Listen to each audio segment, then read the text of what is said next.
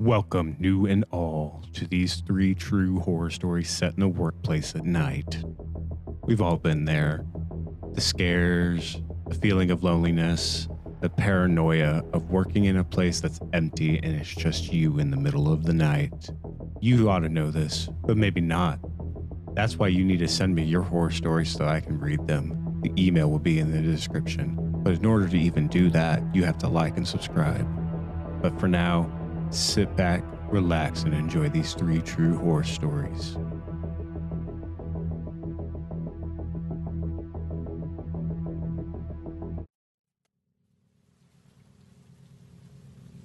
I've worked late nights at the office more times than I can count. It's just part of the job, but there's something about being alone in this huge empty building that always gets to me. As soon as everyone else clears out, the atmosphere shifts. The fluorescent lights overhead start to hum and flicker. The air gets thick and stale. There's always some damn sound, a creak in the floor, a groan of the old heating system. It's like the building itself is sighing and settling in for the night. I try to focus on my screen, but my attention keeps shifting. I'll be in the middle of a sentence and suddenly I'm wondering why that's a scratching noise down the hall, or that's a shadowy figure I see at the corner of my eye. I know it's all in my head. I'm not some kid who believes in ghosts, but logic doesn't do much to calm your nerves when you're alone in the dark. Tonight's was worse than usual. Maybe it was the storm rolling in outside, the wind's picking up, making the windows rattle and whine, or maybe it's just that I'm more tired than normal. Whatever the reason, every little thing is setting me on edge. I just want to get my work done and get the hell out of here, but the words aren't coming to me. My mind keeps wandering back to all the creepy stories you hear about places like this. Offices where people went nuts. Offices where people vanished. I push the thoughts aside and try to bear down, but I can't shake the feeling I'm being watched. Like there's someone standing just out of sight waiting for me. Waiting for me to let my guard down. I spin around in my chair, but there's no one there. Of course, I knew that already. My heart's pounding in my ears. I'm getting spooked over nothing. And that's when I hear the footsteps. At first, I think it's the building settling again, but then they come again. Heavy and deliberate. The kind of thud that a boot heel makes on thin carpet. I'm frozen. My eyes are locked on the dark mouth of the hallway, and I'm waiting for some figure to emerge from the shadows. But then there was only silence. Suddenly, my computer beeps, and I'm just about to jump out of my skin when I realize it's only an email notification, but my nerves are shot. I know I'm not going to get anything else done tonight, so I just shut down my machine and start packing up. I just want to go home. But as I stand up, I hear the footsteps again. Closer this time. My heart's racing. I'm grabbing for my bag, trying to shake off the feeling of dread. I just need to get out of here. I just need to get out of here. Now. I'm moving for the door when I hear my name. It's just a whisper, but it stops me cold. I'm spinning around, but I'm alone. Of course I'm alone. I'm out there moving down the hallway as fast as I can without running. Fuck that voice. I'm getting out of here. The footsteps are louder now, and they're right behind me. I can feel a breath of cold air on the back of my neck. I'm fumbling for my keys, trying to get the shake of panic off of me. I just need to get into the car. I just need to get in the car and get the hell out of here. I'm through the front door, and I'm running. The rain's coming down in sheets. The thunder's booming overhead. But I barely notice. I'm just focused on reaching my car. I'm fumbling with the keys again, trying to get the door open. My hands are shaking. I'm muttering curses under my breath. I just need to get in. I just need to get in. I just need to get in. I yanked open the door and I threw myself inside, slamming the door shut behind me, and I locked it. I'm leaning back and I let out a shaky breath. I'm safe. I'm safe now. I'm just going to sit here for a minute and catch my breath, and then I'm going to get the hell out of here. As I sit there, I start to feel a little bit better. The rain's letting up and my heart's slowing down. I'm telling myself I just got spooked.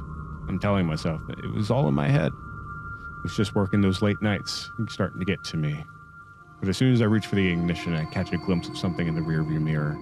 It's a shadowy figure, hunched down in the back seat. Even as I spin around, I know I'm not alone in the car. I'm screaming, fumbling for the door handle, and then I look up again and the shadowy figure was gone. I know how all of this sounds, but I truly believe I saw a ghost or something more sinister. I later found out one of my coworkers had overdosed in a bathroom a year ago. I'm not saying it's related, but but it's funny how it ends up that way. Anyway, after that, I made sure to leave when the sun came up. I didn't wish to meet this ghost of mine again. Working at a restaurant was never on my bucket list of things to do. I had worked at the same diner for the last 3 years to pay for college. It had its ups, it had its downs, especially since it was 24 hours and occasionally I had to work the overnight shift. It was usually just one, maybe two people in the building at this time of night, usually no manager, but this time was different. My heart sank as I pulled into the parking lot. Only one other car sat dimly in the expanse, the engine still ticking as it cooled. My manager's car.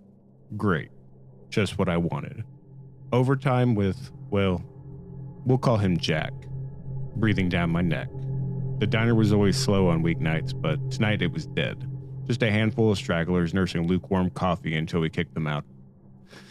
I clocked in, the bell above the door jingling mournfully as I stepped inside. Jack was already in the back, the sizzle of the grill accompanying the mumbled drone of the radio. I tied on my apron, the polyester stiff with dried ketchup. It must have been much more busy earlier in the night. The hours dragged on like it was days, but no customers in the building and the restaurant mostly clean. It was like watching paint dry. I never understood why we stayed open when the sun went down. Who eats breakfast in a diner in the middle of the night sober? And then, that's when I saw her. The bell at the door had jingled and I came sauntering out to the floor. A girl, sitting in the back booth staring at me with these empty eyes. She was maybe 18. My heart lurched. She seemed dead on the inside, far more than a burned-out college student, but as I stared, she vanished. This is the part where people stop believing me, but I don't care. I know what I saw. I spun around, the diner was empty, just me and Jack in the back. The only sound of the crackle of the fryer and the soft hum of the fridges up front. I must have imagined it. Too much coffee, not enough sleep, but I knew deep down that wasn't true. But as the night wore on, I started to feel a presence, like someone was watching me. I'd catch a flicker of movement out of the corner of my eye, but whenever I turned, there was no one there. The diner creaked, groaned around me, the old building settling in for the night, but it sounded different now. It sounded like whispers. My paranoia catching up with me, I guess. My skin crawled as I restocked the ketchup bottles, my hands shaking slightly from the anxiety. I glanced at the clock, only half an hour, and it might as well have been days. That's when the lights flickered. Just once, but enough to make me jump.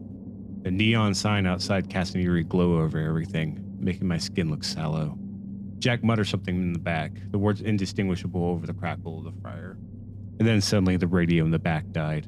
The silence was deafening, punctuated only by the steady hum of the neon sign. I exchanged a nervous glance with Jack, his face more irritated. He mumbled something about old wiring and how he needed to talk to the landlord about it or whatever.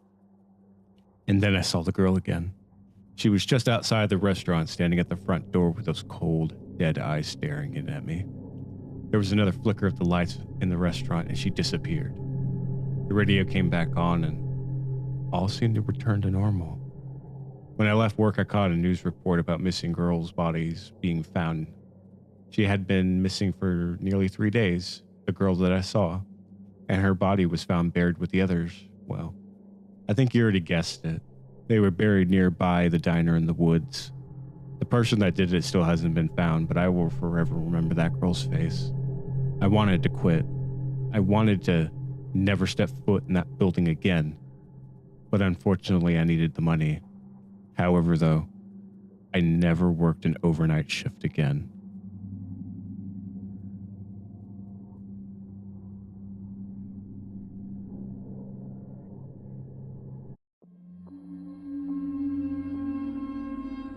The mall was always deserted late at night. The only sound was the echo of my footsteps off the tile. I liked it that way. Less chance of running into anyone. I worked at a niche store at the mall. Usually I didn't get off until late. I often wasted time when locking up by fiddling with my phone or something. Security in this place was kind of a joke. The cameras were old, and so were the guards. The old guy spent more time hitting on girls at the makeup counter than actually securing anything. I've seen kids sneaking in after hours, looking for a place to party. Never seemed to catch any, though. But tonight was different. Tonight I wasn't alone. I had been working late, I lost track of time, but by the time I packed up and headed out, the mall was already closed. No big deal. I've done it before. The employee entrance stayed unlocked until midnight. But as I cut through the food court, I realized I wasn't alone. There was a man I originally thought was a fellow employee sitting in the food court, but he had on a hood and he was regular build, not some hulking monster out of my nightmares. I turned to head down the stairs towards the employee exit when the footsteps started to echo behind me. Heavy and deliberate. Not the guard. He had a shuffle, like the ones where his hip was loose. These were desperate and hungry. My heart started to pound. I picked up my pace and told myself I was being paranoid, but the footsteps kept pace with mine. I ducked into the Sears, hoping to lose myself in the racks. I felt really silly at first, but they followed. My skin crawled as I realized I was trapped. There was no way out but the way I came in. And that's when I saw him. The same man. He was standing by the tools watching me. He was more huge in this instance. Maybe it's because I was scared. Maybe because I was terrified. His face twisted by a scar above his eyebrow. I'd never seen him before, and something about this guy seemed really off. He didn't move, he just kept staring. I felt a malevolence rolling off of him, like heat off of asphalt. My instinct screamed at me to run. I didn't. I couldn't. My legs felt heavy, rooted to the spot. Slowly, he started towards me. His movements were stiff like an old man, but there was nothing slow about the way my heart was racing. I tried to scream, but it came out as a whisper. I really hated my anxiety. He kept coming. My eyes darted around, desperate for an escape, but there was none. I was trapped. That's when adrenaline took over, and I bolted out of the store. But then, a flash of white, then blackness. When I came to, I was lying on the floor. My head was throbbing, but the mall was silent. The only sound, the steady hum of the fluorescent lights. Slowly, I stood up. My heart was still racing a little. He was gone, but I knew I hadn't imagined it. I could still feel the fear. I could still taste the adrenaline. I had a hard lump on my head that ached, and it was then I realized that I had slipped on the freshly cleaned floors and smacked my head on the floor. But that doesn't explain who the man was or where he went. But the better question is, why was I left on the floor by security? Turns out the cameras over where this happened didn't work. The man had come through the employee exit that was left propped open. Somebody went on a smoke break and forgot to close it. I never went back to that mall. I quit 3 days later and never found out who he was after I reported the incident to mall management, or if he was just a product of my imagination. But I know what I felt, and I know this. I'll never be alone in a deserted place again without wondering, am I really alone?